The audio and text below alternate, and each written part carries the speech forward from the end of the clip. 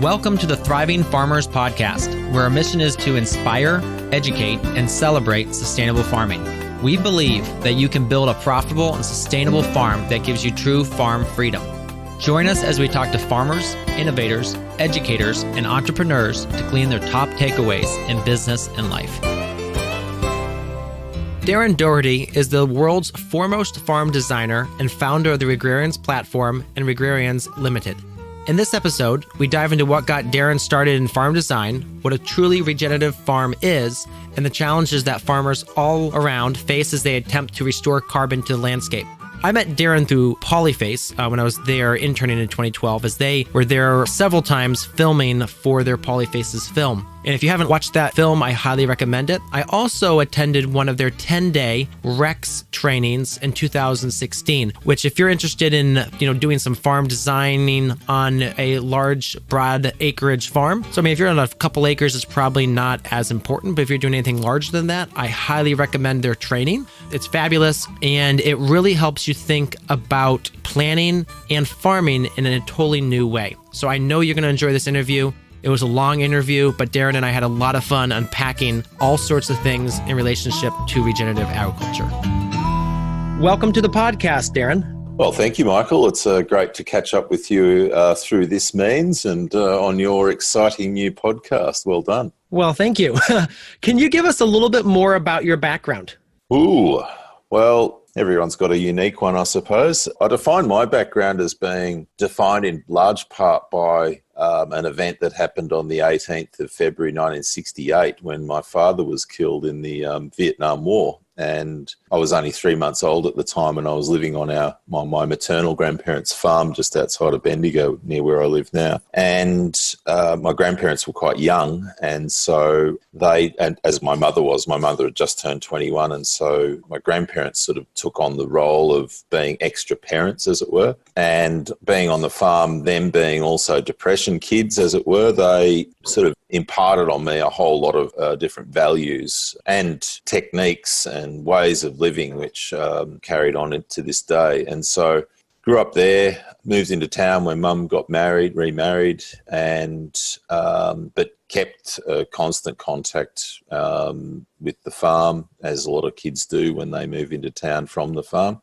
Mm-hmm. I was the eldest grandchild too, so that that has a dynamic in it. And so from then I did my schooling, of course, and then started working around Australia in hospitality as a waiter, and then as a chef de rang, so I cooked at tables, so in fine dining restaurants. And then I left that game, and when I was about 2021, and I started working as a manager of an organic greengrocer in my hometown of Bendigo. And that led me to become exposed as a buyer to all of the local organic growers, of all of the different products. And here in central Victoria, in southern Australia, it's one of the epicenters, and still is, of organic production, biodynamic production in the world. And it has been for a long time. And, going back nearly 30 years ago, it certainly was. So I got exposed to all of these, say, the first and second generation pioneers of organic agriculture in Australia. And being a buyer and being from a farm, of course, then that led me to really do what I continue to do this day, and that's answer questions. Because when I'd go to one farmer and after a couple of visits, the discussion on the produce, or produce as you call it, was quickly diminished to what's that guy doing on their farm. And as you know, being a consultant, that's a big part of what you do. Is a lot of clients want to know what other people are doing in similar circumstances. And as a consultant, in a way, you're sort of an intermediary between that. And that all led to me, people at the counter who'd come and, buy stuff from us. They'd say, "Oh, can you come out?" Because again, the customer relationship at the counter would shift beyond, "Hi, here's how much your vegetables are this week," or "what your box is this week," to, "Hey, I've got a farm," and you just get to those sort of conversations. And I say, "Oh, you're doing this and you're doing that," and ultimately some of those customers started to ask me to come out and consult and plan their farms. So it's all sort of went from there. And I did some farm planning training at the University of Melbourne, and I did some permaculture courses, some keyline design or planning courses, and a few other bits and bobs. And that's sort of all just continued to this day, in large part from saying yes to jobs. Yeah. And opportunities, that's where it all takes you. You just kind of opened the doors as they came to you. Yeah. And we started one of the things that we did was our first daughter was born on the 6th of March, 93. And that was the day that we started our farm planning business. And so, because we both decided that we didn't want to work for anyone once we had kids, we wanted to work for ourselves and our family. Yeah. That is a dream of so many and realized by so few. Yeah, it was a bit of a leap. Yeah. Yes. Every day I ask myself, is this real? And I'm still doing this. So, yeah. So you kind of covered the next question, which was what's got you started with farm consulting and planning. But let's talk about regenerative agriculture and more specifically the Regrarians model. Tell us kind of how that got started and kind of how that works. Well, most people who are into regenerative agriculture, and those listeners who are new to it, they should know that regenerative agriculture as a term was first put forward by Mr. Rodale of the Rodale Institute back in the 80s. Was regenerative organic agriculture, I think was the original term. But that's gone on to be the sort of, I'd say, the third phase of branding of this space almost. You sort of had organic farming to start with, then you had sustainable agriculture, and now that's in large part being usurped almost by regenerative agriculture. It's the sort of it's the new brand. I'm always, as you are as well, Michael, always paying attention, keeping a finger on the beat and on the pulse, and having watched all of that, and also responding all of the time as you do to your own market, and paying attention to your own development, intellectual development, and the way that you want to define yourself, and what's the best processes that work for you and your clients and people that you're working with. That culminated in us in about 2007 or so when we did our first world tour, which was the Soil, Water and Carbon for Every Farm tour, which was for 13 months, around 2 round world tickets.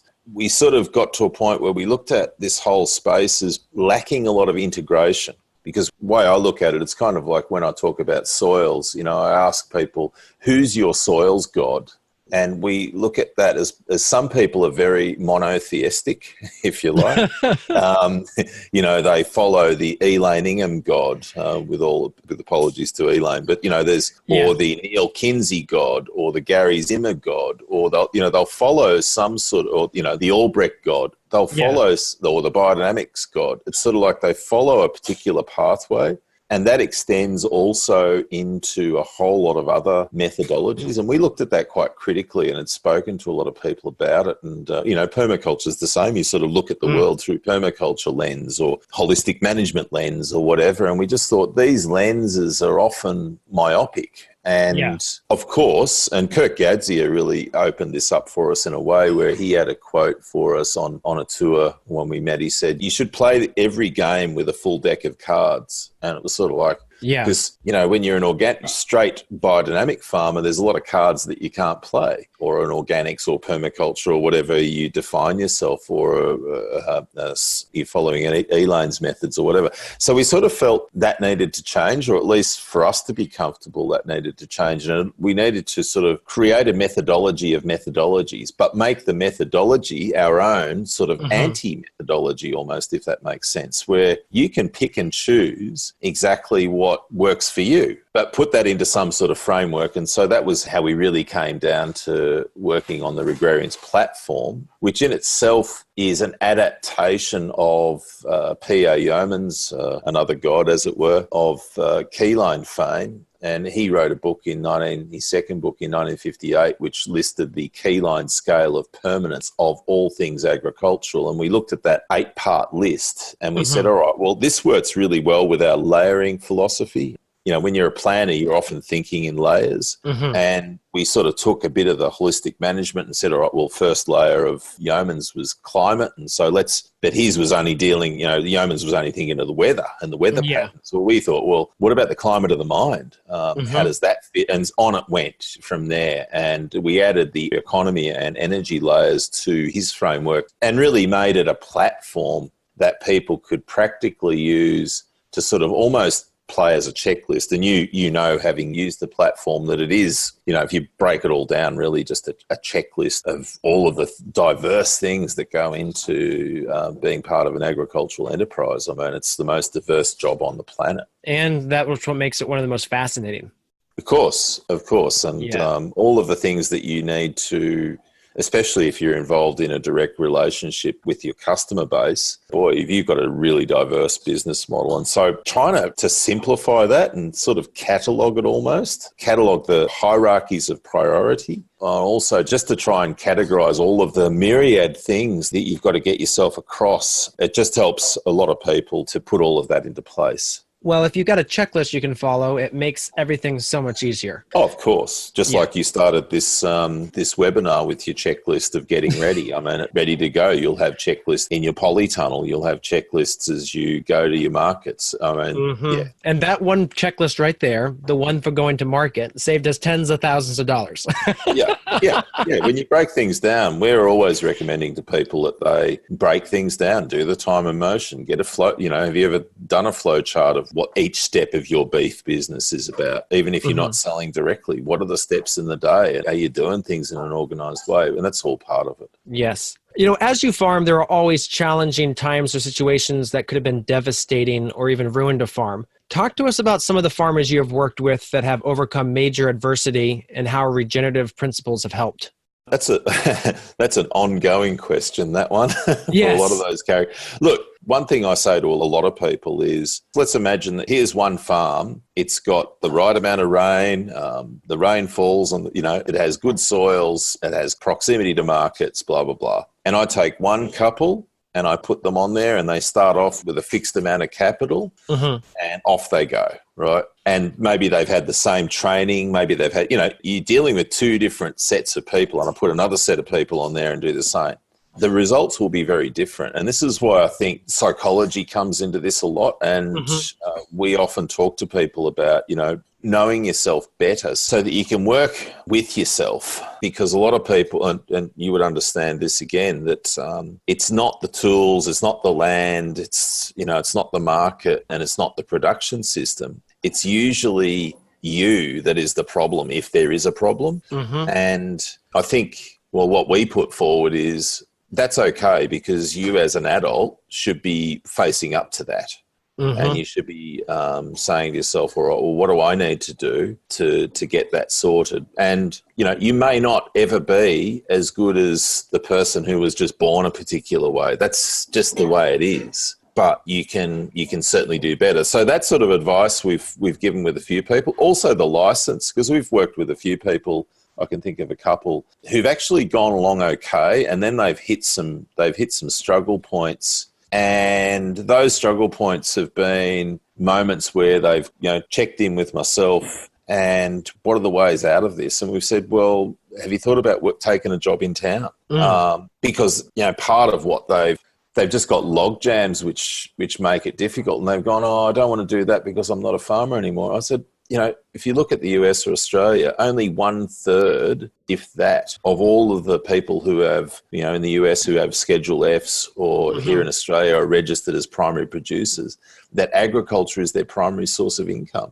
Agriculture, you don't have to define yourself as a farmer and to be as successful as a farmer if your only source of income is agriculture. That's too much pressure on yourself in a lot of cases. Yeah. So we really need to redefine what success is for people, and that's a self-determined thing as far as I'm concerned. And people really need to give themselves a bit of a break at times, I think, in terms of not putting so much pressure on themselves. And it's a tough game. If you look at all of the indicators that you've got to work against, you're working in a field where the public expects to pay nothing. And 95% of the production out there is set up in that way. So you've already got a term of trade terms of trade, which are really, really tough. And, like John F. Kennedy famously said, your president, agriculture is the only game where you pay retail, sell at wholesale, and pay the freight both ways.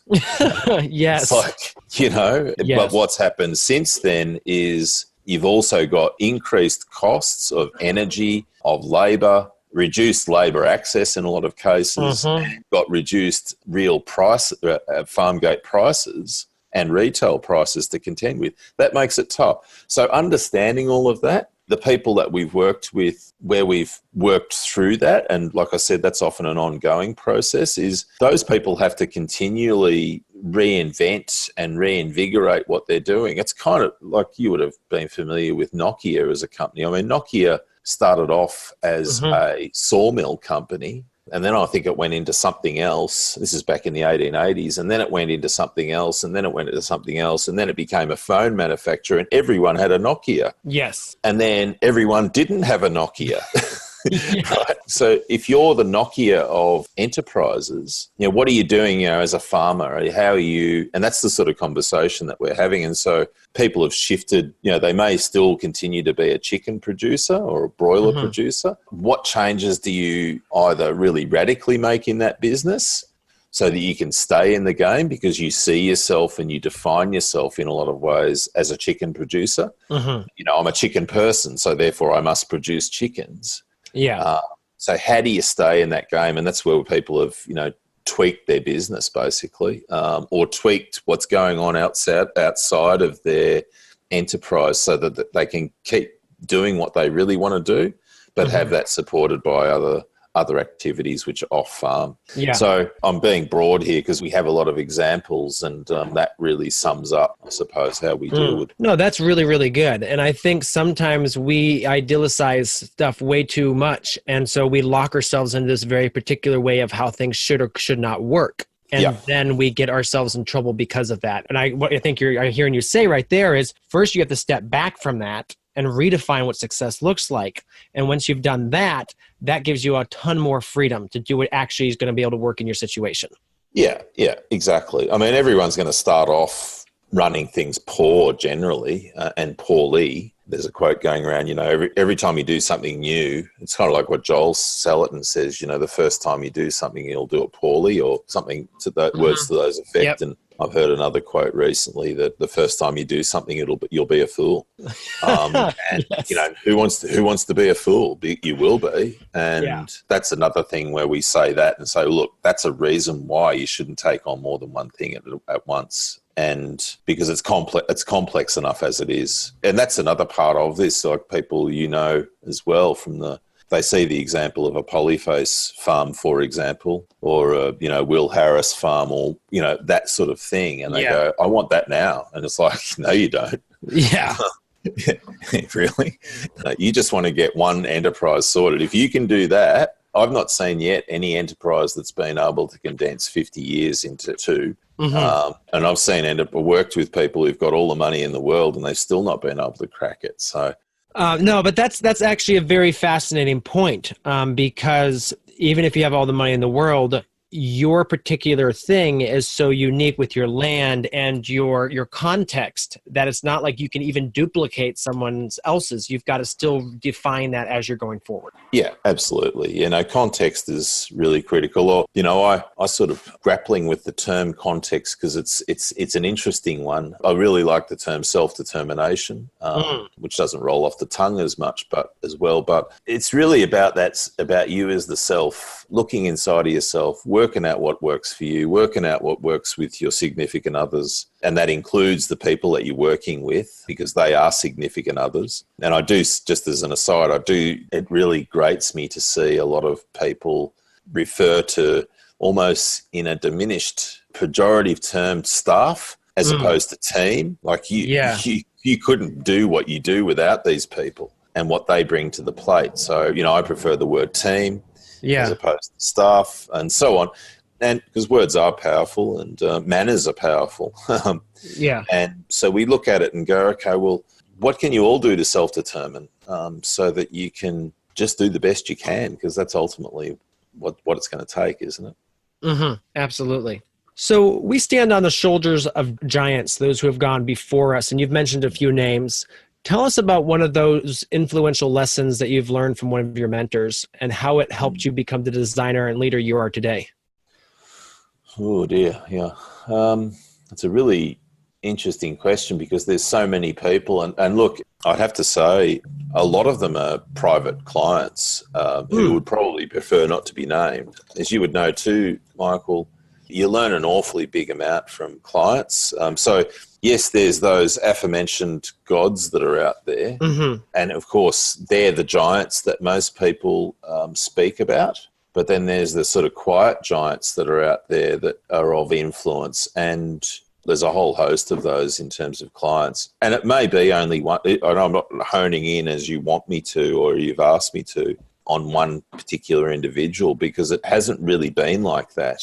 You know, there's been kernels of inspiration and truths, I suppose, that a whole range of different people have given us. There's so many, and it's kind of like there's a sort of a narrative out there around at the moment about people's stories, and that so much of what we do is all about stories, humans being storytelling creatures. And sometimes those stories that you get of other people and what's brought them to actually say something, they haven't had that thought unless they've stood on a whole series of other people's shoulders too, if that makes sense. And so some people just say one thing or ask one question at a conference, just butting up to you. Your interaction might be 5 seconds, and that sort of sits with you. So I prefer to look at it in that way as opposed to saying, all right, well, there's any one individual, because that's not the way that I see the world. Perhaps that's why I've developed the sort of anti-methodology that I have, is that it sort of doesn't play with me right philosophically to hitch my ride to one person. So then I think what I'm hearing you say is who you are as a person now, a lot of that has been defined by all the little interactions you've had with all the different people that have given you little truths. Correct. Yes, yeah. And kernels. Exactly. And, I know that there's leading people, my wife being number one in that, a completely God-given relationship, I must say, that is profound and extraordinary. And I feel it's amazing to have that. And then and that's a professional as well as a personal relationship, of course.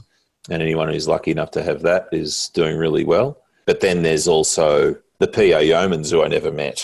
Then there's my grandparents who I did meet, and and so on. But if you're looking at the people who I would name as my biggest professional influences would be PA yeomans, Alan Savory, Bill Mollison, David Holmgren, who I both knew Bill as a friend, and the late Bill, and Alan Yeomans, Abe Collins. There's a whole lot of people, but they're the ones that sort of come off the tip of my tongue as being the biggest giants, I suppose. So let's talk about, getting into some more farm planning stuff. If there was a magic reset button as it relates to starting a farm, what systems would you like to see farmers put in place sooner rather than later? I think I'll use the term "it depends," but it really does, because each person's individual context is so different, and really a big part of what I want people to do is say, all right, are my capabilities and expectations meeting my landscape's capabilities? And to an extent, you might say your landscape's expectations of you as a land manager, because I think a landscape sort of does have that. A landscape has a default operating system as to how it performs without your intervention. But then are your interventions working with or against that landscape? And that's something to understand. So I'm a big fan of land capability assessment, for example, just as I am a fan of you assessing your own capabilities. The old Dirty Harry quote comes to mind. So a man's got to know his capabilities, Yeah. That's the first thing that I will generally get to, because I think, to me at least, they're the big starting questions. And then you start to go, okay, well, people might say, well, I'm pretty sorted. And you go, yep, well, it seems you are. Well, what about the land? What about the enterprise?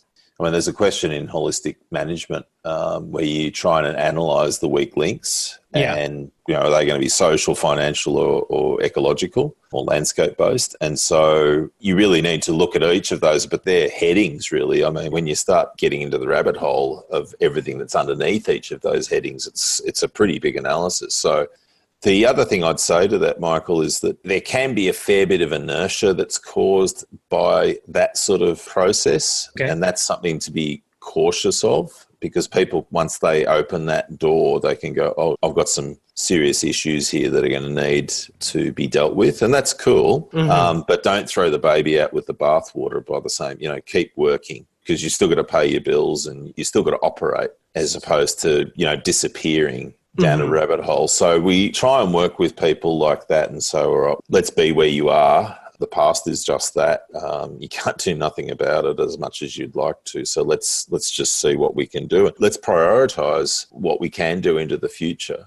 We've got an upcoming farm tour, which I'll give a little plug to. But one of the things that we've looked at there with this, we've got a 4-day farm planning course that we've developed. And it's really built on that, where people are going to come and they're going to tell their stories about where they are in a maximum group of 30 other producers.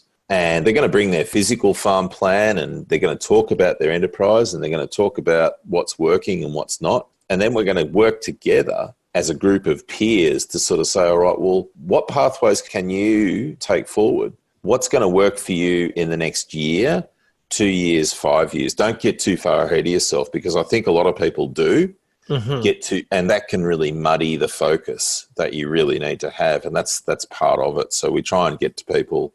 I'll give you an example. We had a client years ago who was struggling financially. Well, we analysed it and went, all right, what sort of personality are you? And he's a innovator. And I said, well, right. And that's another part of it, the whole psychological analysis of yourself, whether it's Briggs-Myers or whatever analysis you do. I think it's a really good thing to do, because you should know yourself a bit better.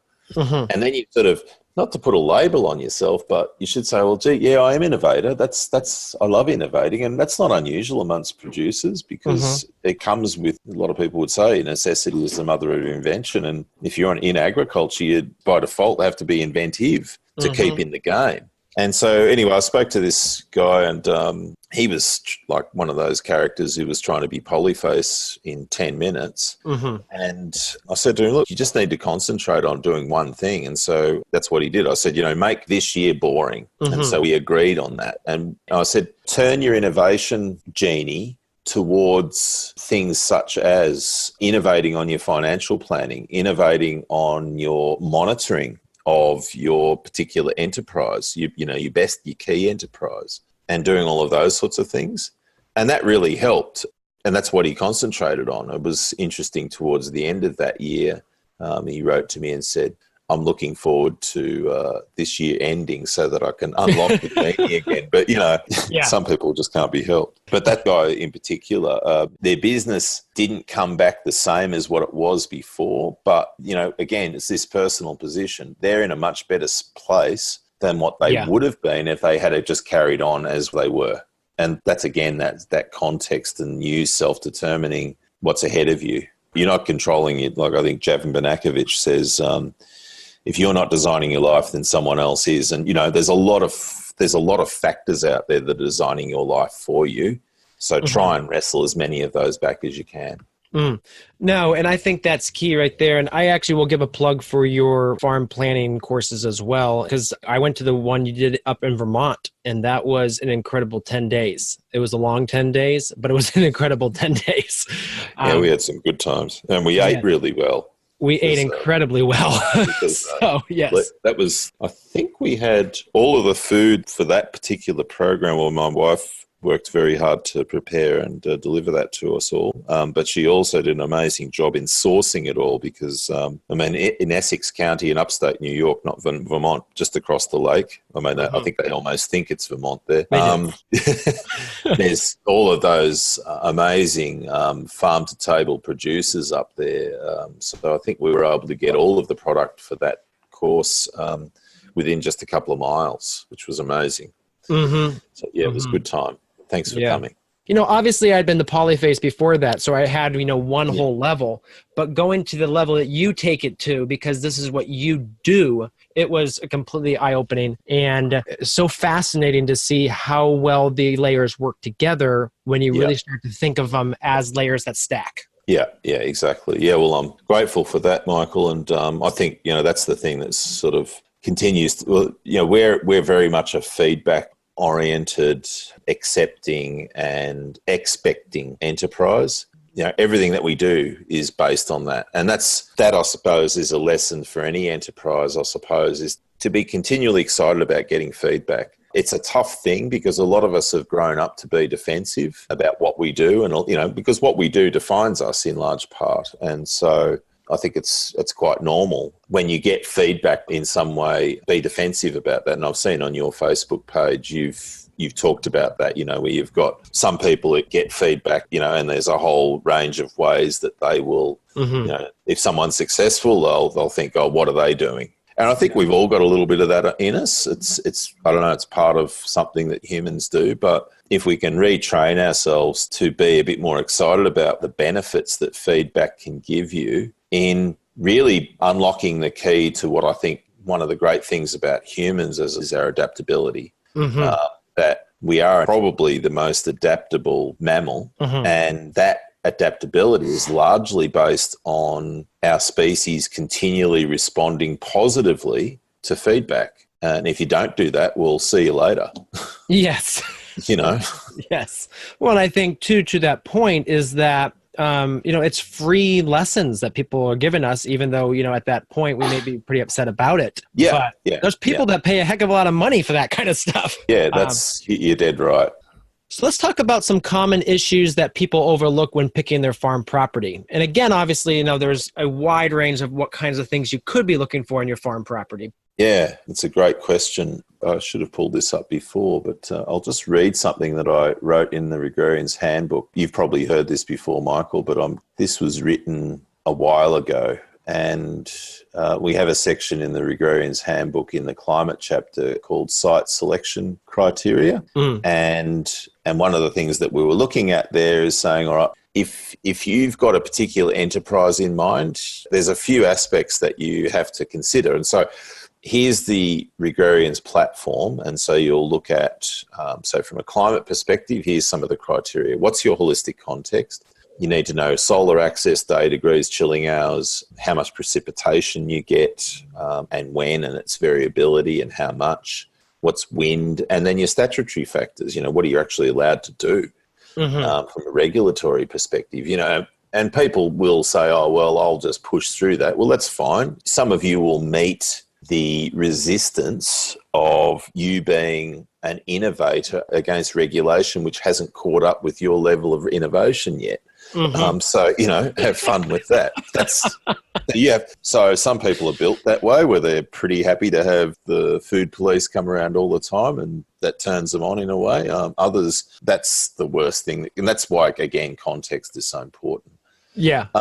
So you look at it from that perspective. Geographically, we say, all right, well, proximity to populations, what's the demography and psychography of proximate population centres, particularly important if you're going to take on a direct marketing program. So, again, like Joel talks about the four legs of the chair, where you've got, most farmers are only producers, but then in the whole value chain, there's production, and then there's processing, then there's logistics, and then there's marketing. And you take on all of those roles, those other three legs outside of production, you really need to be across it. So you have to learn marketing, and that's, demography, psychography, all of those sorts of things. But then you look at your landscape and what's it capable of. You're not going to set up a market garden on a steep slope, for example. So, you need to be rational about that. You also need to be rational from a climate and perspective as to whether it's more feasible for you to lease that land or to buy it as well, and that sort of play. So what features does a place have? And you need to put all of this down. What do I actually want? And then you look at, water, how much water is supplied and what sort of quality does it have? What sort of quantities of what quality you need? access, about internal roads and external roads, and also telephony. We couldn't have this interview unless we had good telephony. Exactly. And that sort of thing. And then also access to the right kind of electricity. You want to have a storage, you want to do some inventory. Well, you better be sure that you've got the right sort of power coming through your property, through a property. And that's something that people don't look at until after they've bought the place, unfortunately. And this is complex. A lot to check in, but, these are big investments. Forestry, what sort of resources you have, how can you integrate them, or do you want to integrate?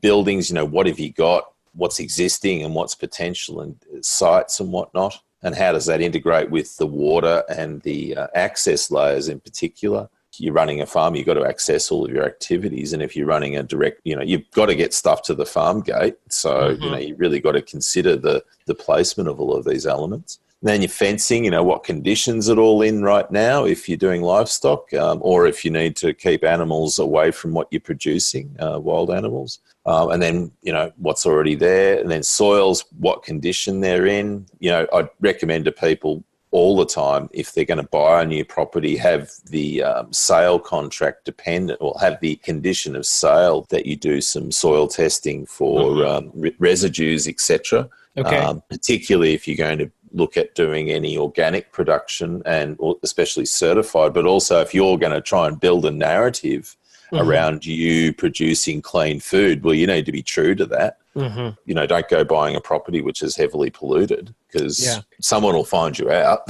And you don't want that. That's death.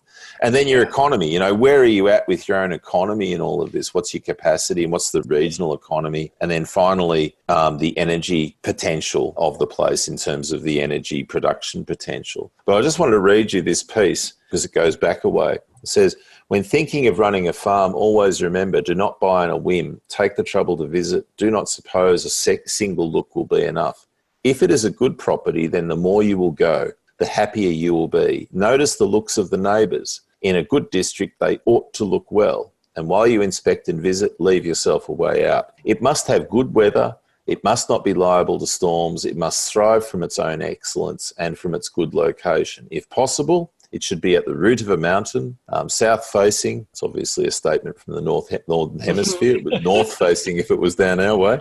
Yes. And in a healthy position. There must be plenty of labour and a good water supply. There must be a sizable town nearby, or the sea, or a river used for traffic, or a good and well-known road. It should be one of the properties that is not always changing its owners and whose sellers regret having had to sell. It should have good buildings, never carelessly dismiss another's expertise.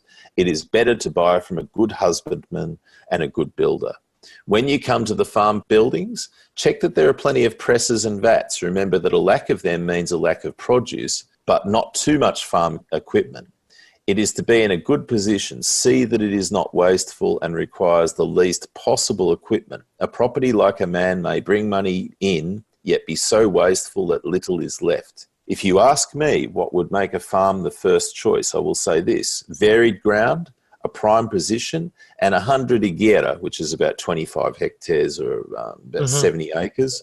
Then, first, the vineyard, or an abundance of wine. Second, an irrigated kitchen garden. Third, a willow wood. Fourth, an olive field. Fifth, a meadow. Sixth, a grain field. Seventh, a plantation of trees. Eighth, an orchard. Ninth, an acorn wood. That was written by Marcus Porcius Cato in his famous book De Agricultura, which is Italian Latin for agriculture, in 160 BC. So he was known as Cato the Elder. I put this in the book because things haven't changed that much over this time. And I continue to read that piece because it really does sum it up. But then we've also probably more tightly enunciated it in the terms of the Regrarians platform, and looked at it through that lens as as a sort of a checklist. Yeah. Getting that checklist in place is a really good thing. I mean, what you visualize, you're obviously and what you plan, you're more likely to actually achieve and obtain. Hey, Michael here. I hope you are enjoying this episode so far. If you are looking to shave hours off your week and become a thriving farmer, you're going to want to head over to growingfarmers.com/free resources. There we have a resource bundle, which contains a bunch of different ebooks that we put together over the years on everything from winter growing to wash and shed efficiency to pastured poultry processes to building your farm and buying the right property. One of the resources I want to highlight is our Profitable Farmers Toolkit. Now, this is something that's been downloaded by over 3,000 farmers. It's a free resource. It contains tips for setting up your farm, financial systems and apps that you can use to track your farm, our favorite tools for the greenhouse, field, and wash and shed, innovative apps for farming, and how to put automated systems in place to make your farm run more efficiently. So if you haven't already, pop on over to growingfarmers.com/free resources and download it today. Yeah, and right now we're actually going through that process because we're looking at putting together a farm here in Ohio. And so we're doing that research of looking over the land and visiting it like every couple of weeks. We've got a couple different pieces in mind. And so doing that aspect of, does it make us feel happy? Are the neighbors happy? Does it lay well? Have you developed a checklist at all? It's more been like so we've kind of actually just gone down your checklist, the Regrarians, that whole thing of just taking that and going through that. And obviously for what we're trying to do on the property, it's very unique. My background's vegetables. I love growing vegetables. So that's kind of where we have to be. You are a vegetable. That's how you define yourself. Well, that's it. Yeah. You see yourself through and you really rate yourself as a productive unit through how efficient you can produce vegetables. Exactly. Yeah. And so finding that whole thing is something, and it's going to be a long process. And in Ohio here, land is not cheap. No, but people look at that and go, gee, the land's not cheap. And that's why I think it's really important as far as your enterprise planning to really be clear about that capital expense and exposure potentially, because if you're buying a piece of land that just has that ticks all the boxes, it may not be something that you can get a return on investment on. That's a hard thing. It's like a guy at a conference in Canada years ago said to me, an old bloke, he said, my grandparents didn't leave Russia so that they could rent land. Yeah. I was just one of the other growers on a group posted a property. And so I, just did a cursory look and I saw that the price tag 2.1 million. And I was like, whew. And I was like, well, that's going to be hard to make money on. And then I went back and looked at it again. It's in, I believe, the Seattle Metropolitan. It has a full on-farm store. It has 25 acres of prime soils that has a very established U-pick. It has a processing facility. It has, a full agritourism thing. So, if you look at that and start adding up those enterprises, the 2.1 is actually a bargain. Yeah. But that 2.1 at the beginning looks massively overpriced when you just think about, sometimes when you're looking at just a piece of property. Well, you're basically buying a going concern in that case, and then it's going to be up to you as to whether you can bring your context to it and make that grow, or have enough return on investment so that it'll, pay you back sufficiently according to whatever your financial circumstances are. So, and that's really the game. So, and that's what a lot of people don't realize too is, well, they do find out the hard way, is that how much it costs. Like you might find a cheap property and it's a greenfield site and it's got absolutely no infrastructure. You find out the hard way just how much value that has. And so sometimes, like we say to people, well, look, you might find a farm and it's got a house and it's got sheds and it's all suboptimal. But then you look at it and you go, well, in some cases the infrastructure is maybe 50% quality. So it needs work and that sort of thing. But then you've got to balance that against buying a property which is cheaper and then having the full capex of setting a whole place up new.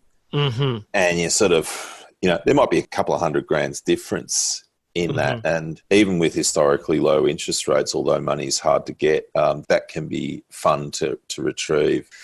And then also people talk about annuity value too, in terms of, all right, well, as we all should, particularly if there's two ways to look at it. One is if you're building a property up, you buy a property, you build it up, you get it revalued, and then that allows you to refinance, for example. That's one way that you can look at it. A lot of people also look at it as their land as being their retirement or a stepping stone You've got to really be clear about what your tenure is. And that's why one of the questions that we have for people in our checklist is, what's the intergenerational question here? What's your tenure? Because that will then help you to decide whether this building's a stepping stone, whether it's something you're going to flog when you're flogged. And so on. And you've got to look after yourself and your wife or whoever's making the decisions here. So, yeah, these are things, I know it's hard, but that's just part of the deal. Welcome to modern life. Yeah, there's so many things to think about. So can there be too much of a focus on making a farm regenerative? And I actually am part of that. Before I let you answer, is I think part of regenerative is making it economical, but I'll let you dissect this now. Well, I think, again, it's social, financial, and ecological. The whole definition of what's regenerative, well, there's a few different definitions. One I like more recently, which is just on the ecological side, is that this is from Charlie Arnott here in Australia, is that it's any practice which increases the carbon levels in the soil or in the whole system, that it becomes more biomass rich. I think that's a pretty, so if you look at that, pare everything else away, whatever tools you use, blah, blah, blah. If that's your outcome, then that's regenerating and the earth's happy with you. All right, now you look at socially. You can do all of that, but then you lose your relationship. That happens. Some people get so obsessed with their site and their site development, but they lose sight of the other aspects of it, whether that's financial or financial or social. So can you do it all at once? Well, that's really going to come back again. It's contextual and what your site can do. Can you, as a goal, get all of those things happening at once? Or is it more pragmatic to just focus on getting, say, your financial situation sorted?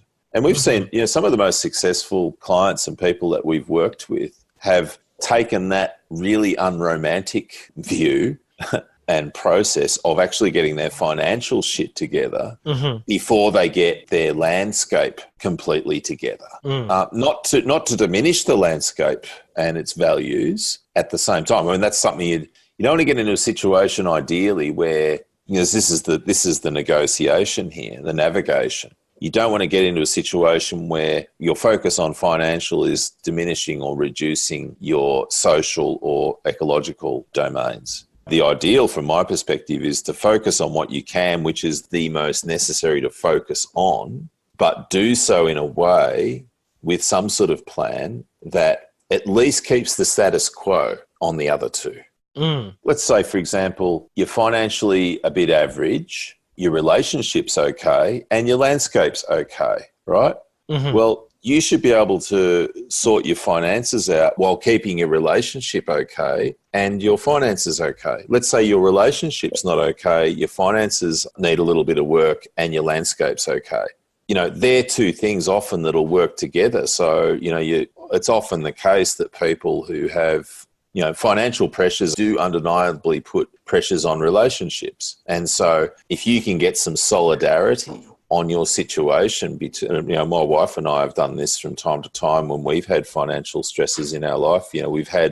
That's been a moment when we've got increased solidarity and that has improved both circumstances. And I think this is natural because one of the reasons why people, I think a common link between all different kinds of producers is that they love their land. They love land. They love improving it. They love seeing it get better and all of that. But I do think that often because people are perhaps a bit too land focused, that they forget the other bits because they haven't analysed them. And it's unromantic, I know, but because the land stuff is actually the romantic stuff. I mean, and everyone loves going out there and building a fence or laying out some new beds or doing this, that, and the other. That's great. But the stuff that's a bit tougher, has you inside a bit and all of that is the stuff that often needs to be focused on. And that's something we keep seeing and keep talking about. And, of course, have to work on, certainly I'm not going to say that I've got all that right because that's something I'm an innovator.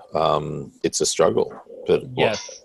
It is a huge struggle. That's me too. And I have, at this moment, I have 4 different projects going on, which I probably should only have one, but it makes me happy.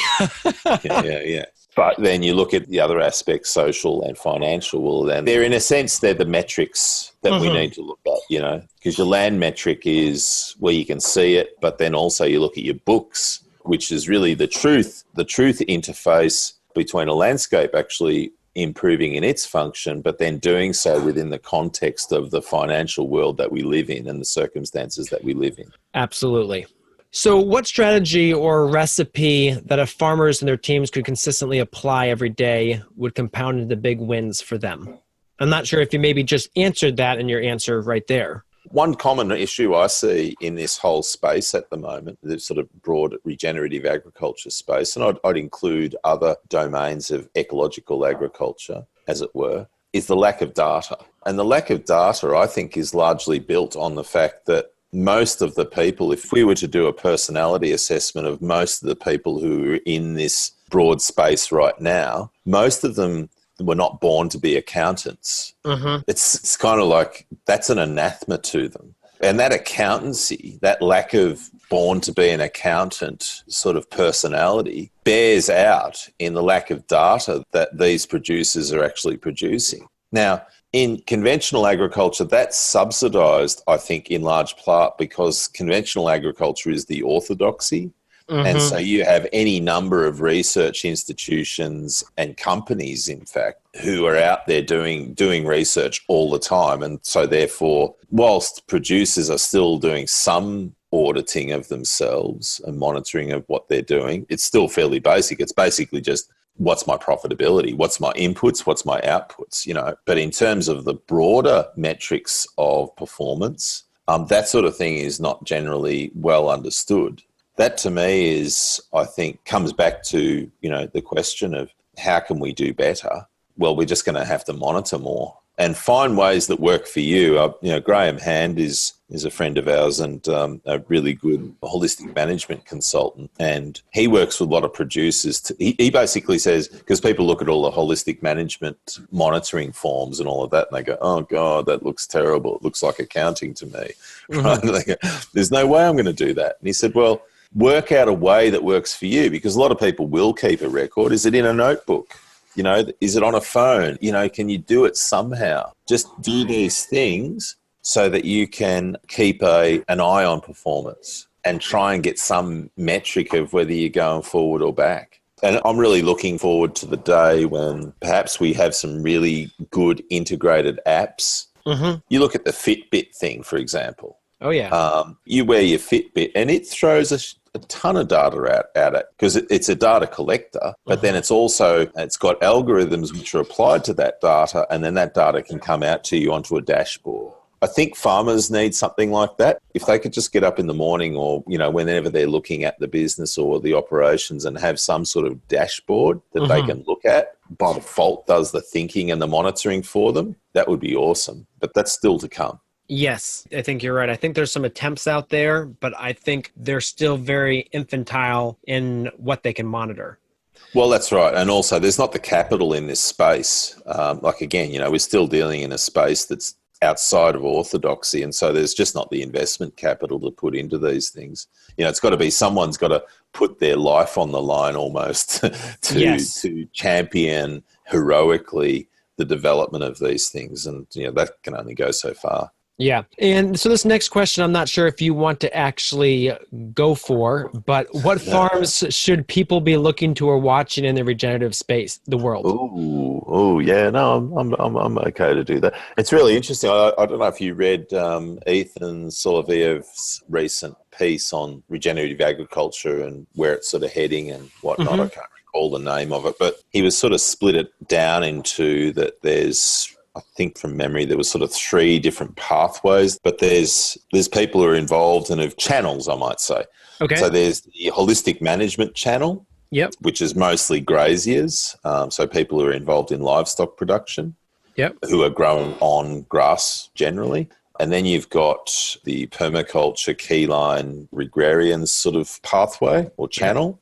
And then the third one was the cover cropping, mixed species cover cropping / with livestock that people like Gabe Brown and a few others are sort of leading. And I put into the Regrarians permaculture thing as well, channel, probably polyface and that sort of pathway, because that's very integrated production. Yes. So you've got those three sort of strands, and each of those, I think, are building up the core leaders of producers and farms. One of the things I think about questions like this, it goes to Kathy Voth, who's got an online group. I think it's called On Pasture. It's a really good page, very informative. She had a discussion years ago. She was starting to look at what's the definition of a farmer. Mm-hmm. And that a lot of people who are working in support of agriculture are not called farmers. And she was sort of trying to broaden that out a bit. And I thought that was a reasonably valid question. And so when I look at the broader space, I don't just think of the farms to watch. I also think of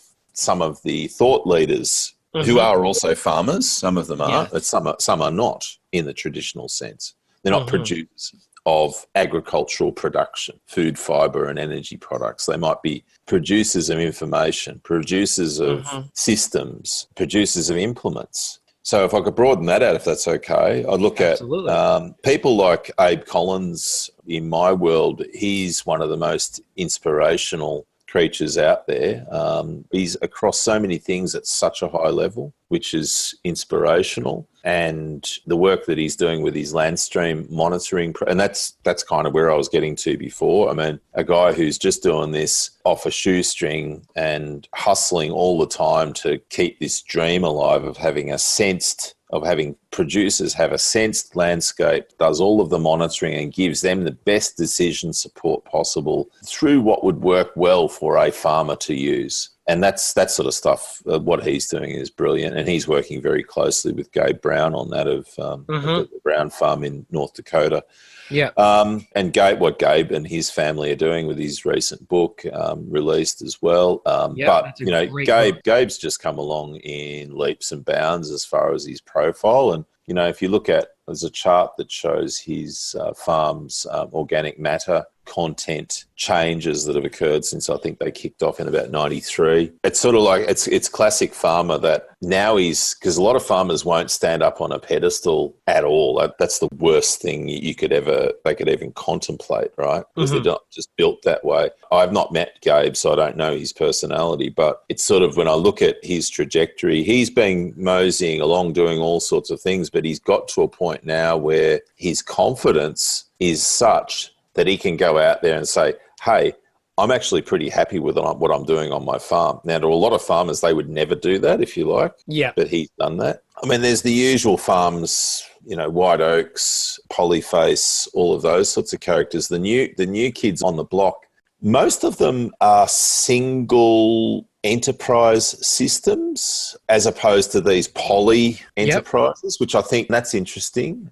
Paul Greaves, what he's doing with Pasture Bird is interesting. That he's got a sort of a toe in both worlds, though, in terms that he's still running an industrial breed, but he's doing it in a pastured context. And, you know, he's come from nowhere really, really quickly.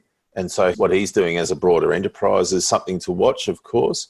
We have a client in Chile, Nicholas Party, who runs a farm called Tina Jakura, and it's a sort of a similar enterprise to Paul's business, but it's a poly business, all pastoral, and they've got retail and all that, and they're cooking along really, really well.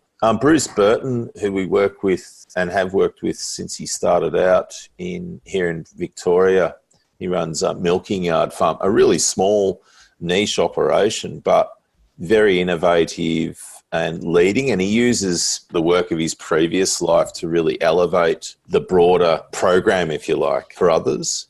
Also of our clients, I think people like Jason and Belinda Hagen of McIver Farm with their pastured pig business. I don't know of a better pig business in the world in terms of production and the process of production. That a 9-year-old business now, and it's sort of like it's been a 9-year development period because they've incrementally developed a property which really is not suited to pastured pigs. It's a family property, but they sort of have made it work, and they've finally just about done all of the infrastructure on 500 acres, 3,500 pigs a year. Wow. It's an incredible setup. It's plumbing and access and fencing. I mean, it's really full on. And then you've got all of the other stuff that goes with the whole value chain. Mm-hmm. And then, you know, there's the vegetable space. I mean, there's a bloke, Michael Kilpatrick, he seems to be kicking along. And others, Yes. you know, Jean-Martin is getting out and about and training. And that's something I really enjoy seeing, is when people feel like they've got enough mastery that then they can then go out and work with others. That's really important. Do you see anybody doing regenerative on large scale vegetables? I don't have a lot of vegetable clients. In our Regrarians workplace, we have a fairly small number of vegetable producers, as you would know. Let's look at this for a moment.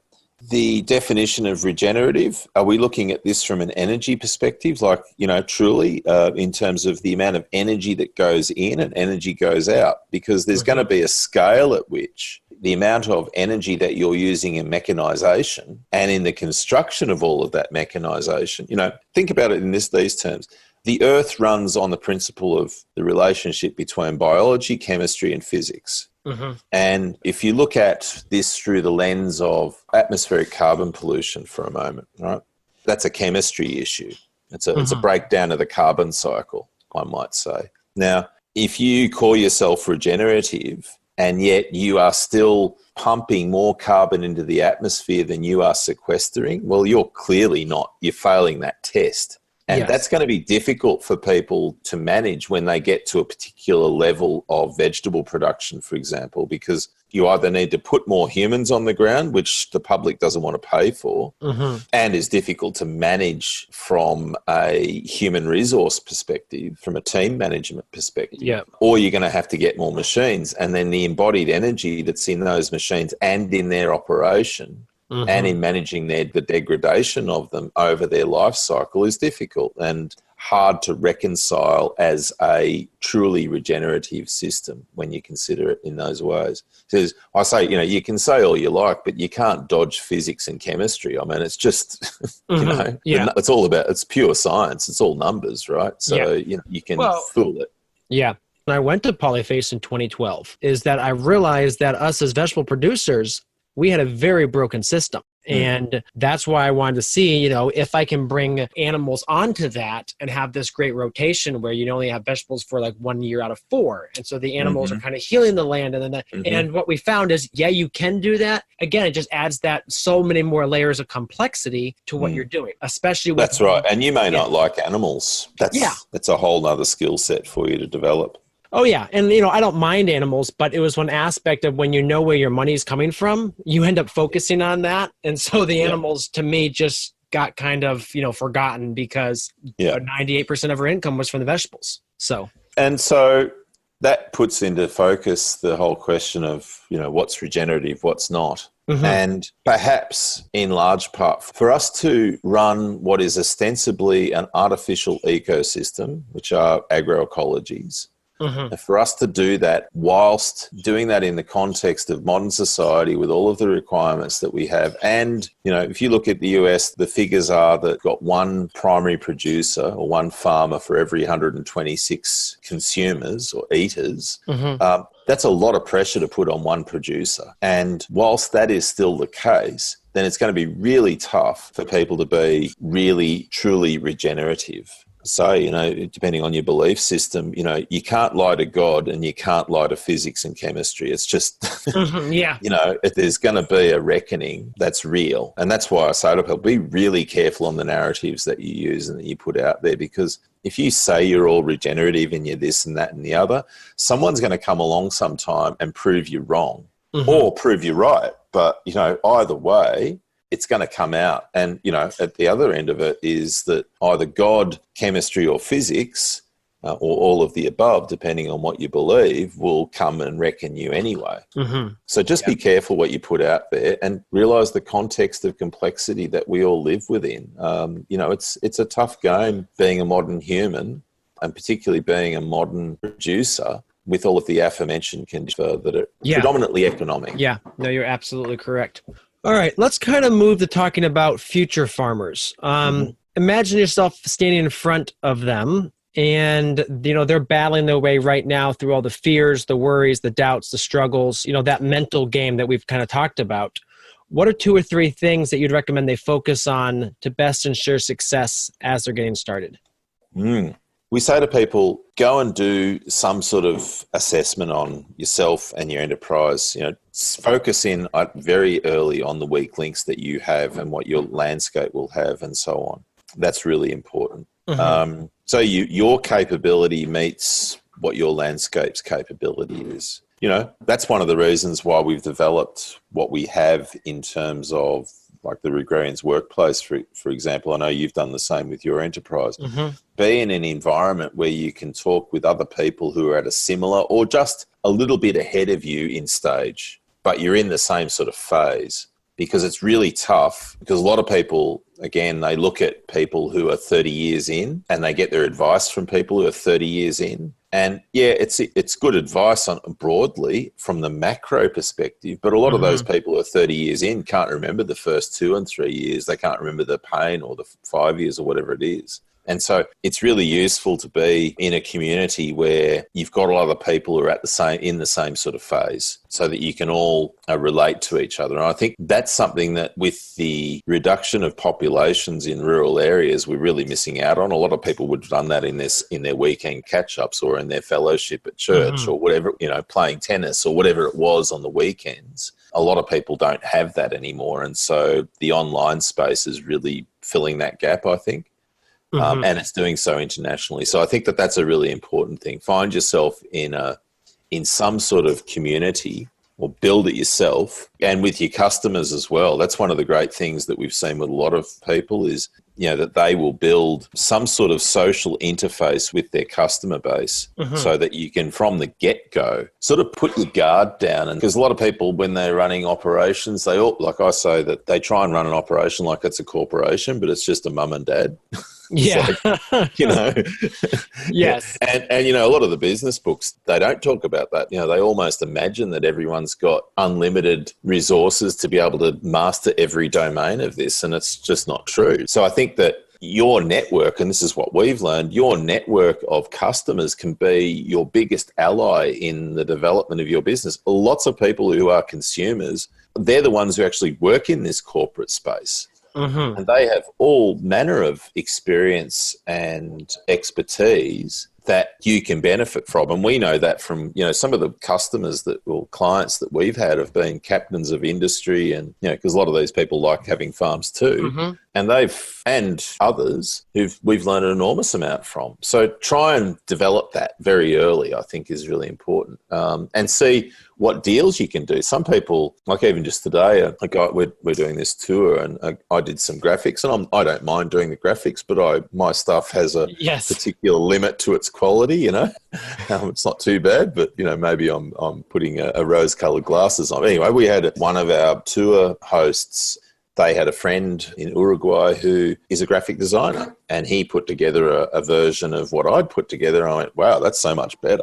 And it's like, okay. So I call that guy up and I say, all right, what can you do this for? And we've worked out a deal which is going to be a bit of cash and some exchange on some of our services. So, you can do that. So don't be afraid, because some of these things you're going to have to pay for anyway. So if you can develop exchanges, then that can really help you too, because, cash is gold when you're starting out. And if you can get people who can, like, say, for example, you sell a box a week to, say, if you're a vegetable producer, to someone who will do all your graphics and social media for you. That might cost you $30 a week to do that, but like in cost, and like for them, that box is $60. Well, you've got a lot more than $60 worth of value. That's for bloody sure, right? Yes. And you've got a customer who's out there saying that they're part of your team. And beating your drum. So, there's all of those things that you can do, which a lot of people overlook. And, so if you're going to play the corporate game, well, you need to look at your network as being part of your corporation. Yeah. No, that was really good. And I think that was very different than the answer you gave before. So I'm glad I asked it a little bit differently. Thank you. Yes. So if you could pick one, what would be your favorite farming tool? Can I pick two? Yes, you can. Yes. plastic pipe with Australian fittings. Not Okay. US fittings. Worst in the world. It's like, man, do these guys, you led so many races, but you haven't led the plastic fitting race. That's for sure. You're still in the 50s. And then hose clamps. Yes. Who in the world uses hose clamps except on your radiator? Sorry. Yeah, plastic pipe and electric fence. But that's from a perspective of a livestock production system. I think, as you would know, especially in the small scale vegetable production space, there's some amazing tools that are ones that are based on the 18-volt drills, cordless drills and stuff. That's all. That's incredibly amazing stuff.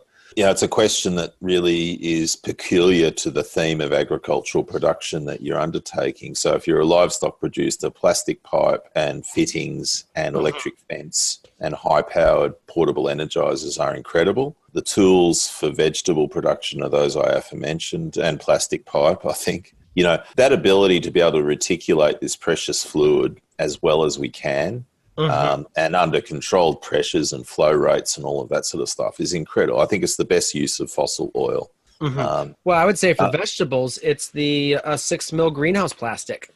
Yep. Well, there's that too. And if, it diminishes, that would be my only thing, but it degrades fairly readily, has a fairly short lifespan. So that would be my only downer on it. But if you compare that, and this would be an interesting study as an aside, if you compare the energy that goes into the production of that plastic film versus the energy output of burning the same amount of calories of fuel in a gasoline engine or a diesel engine, to go and buy the shopping, or to turn up to work, it's probably reasonable to say that greenhouse plastic is helping to generate a lot more calories of energy. It's actually resulting in the generation of something as opposed to just the simple burning of it. That's some of the thinking that I think we've got to get to, and is not done enough of. But then in the tree production space as well, a lot of the portable harvesting and processing equipment that's become available, the agroforestry space. In the cereal space, grain, legumes and cereal production space, primarily the no-till innovations which are there, and those tools which are best integrated with the aforementioned livestock tools that I mentioned, so that you can do pasture cropping and all of that sort of thing. So it really depends on your domain. Absolutely. But I think it is an incredible time that we live in, that the availability of this stuff is just absolutely incredible. Yeah, exactly. And, then there's the innovative hacks such as the CoolBot, for example. I mean, what a great bit of thinking that is. Yes. We need more CoolBots in the world, as it were. That's what I'm excited about this next phase, where we get the millennials and Gen Ys, Gen Xs really coming on stream and using their sort of unbounded minds and paradigms in a lot of ways to deal with some of these challenges. I mean, I don't know who came up with the idea of putting an electric drill on a rotary hoe, but, that's the kind of thinking that we're going to need to see a lot more of. Absolutely. Let's shift focus a little bit. Tell us about the Polyfaces project that you guys have worked on. It was a couple-year project, and I think you wrapped it up a couple of years ago. But give us a little overview of what that was. Well, it's one of those innovator ideas that I had, which my wife then finished. I suppose the genesis of that idea was when we were touring and we were realizing that as people who teach farmers and work directly with farmers, that in order to get the large part of change that we wanted to see in agricultural landscapes and communities and soils, was that we were sort of working at the wrong end of this. I looked at it critically from a market perspective, and I assumed that if we could create a piece that really told a nice story, a good story that was well told about a so-called regenerative farm, then it would have a resonance with the consumer base as opposed to the farmer base. Ultimately, agriculture is the game of food, fibre and energy production, all being produced to meet market demand. As that market demand swings, so does the type of production that goes on. Like a few years ago, someone decided that chia was a good idea. And so, of course, we grow chia. No one, 10 years ago, no one knew what chia was. And now it's become a commodity. and so on. So realizing that, we thought, and also I was doing some research on the numbers of producers to consumers, and I just went, you really want to get change, we have to attack the consumer. So with that, we thought, well, what's a good story? The polyface story is a really great one, as you know, from a family context, and they're an interesting group of people.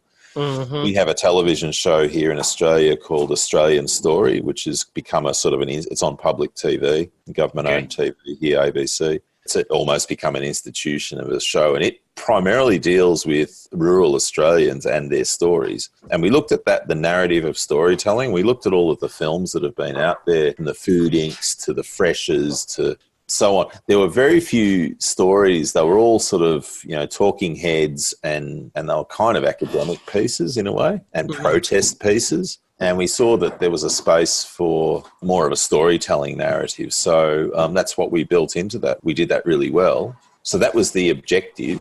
And our objective was to have that also give us a return on our investment. We invested the funds that a group of people gave to the film as donors, about $170,000, and we put in about the same amount ourselves. So it was about a $350,000 spend. Making feature-length films are not inexpensive projects, and we invested basically what we had in free cash in that, and with the expectation that it would be successful financially and it would help to fund more films and more filmmaking, because my wife, that's what she has been involved with in her professional life, and our eldest daughter as well. And so it seemed to us to be a good fit on a number of levels. That hasn't occurred as yet. Okay. We're still about a third of where we need to be to get break even on the whole project cost. I mean, we're very, very proud of the project. I mean, what my wife and our eldest daughter were able to achieve is remarkable, and people love the film. And we did a screening at the Virginia Film Festival. I think it was our second film festival, and the Sellerton family came along to it, and we purposely hadn't shown them the film prior to it. Anyone who's seen it will know that we go into the personal lives of people, and we sort of didn't want to have them say, no, pull this down, because they gave us our permission and they trusted us, and we think we worked with that okay, and we know we haven't heard their feedback. But what was interesting, and this is an insight into them as a family, and I think an insight into a lot of rural people, that Joel made some comments where he felt that it was almost like an indulgence as a project, because they define themselves by their production, not by their values as humans in a way. I know they don't, but you know what I'm saying? Like, I know a lot of producers define themselves as being that I produce food for the world, right? That's my main job. And that's how they really define themselves. And to have a piece which, it did deal with that, but it really focused on the human journey that people go through in order to do that, which is where we weren't pitching it to them. The story was pitched, as I defined it in the original treatment, to the American soccer mum. Because the American soccer mum, from my understanding, is the person who will change global agriculture. Because her purchasing habits and her purchasing decisions, if there's enough of her out there doing that, then that will drive real change in agricultural landscapes. That's where we wanted to pitch it to. And I think we did a good job of that. Whatever your belief system, whether you believe in a creator or not, or a creation or not, or you just believe in the benefit of this planet and being a part of it, then honour that, and your body and the whole planet. So there was all of those narratives that we wanted to express. So, this story, I suppose, was a proxy. We used, in a way, the greatness of the Sellerton family and what they've achieved and their great story, and weaved through that our own belief systems, if you like. Yeah, I think we did a really good job of that. So, like I said, it's a project that we're proud of. No, it hasn't achieved the financial reward, if you like, for that as yet, but, we often talk about Napoleon Dynamite. I mean, that sat in a shelf for a long time, and then it made 40 mil. So, or 50 mil.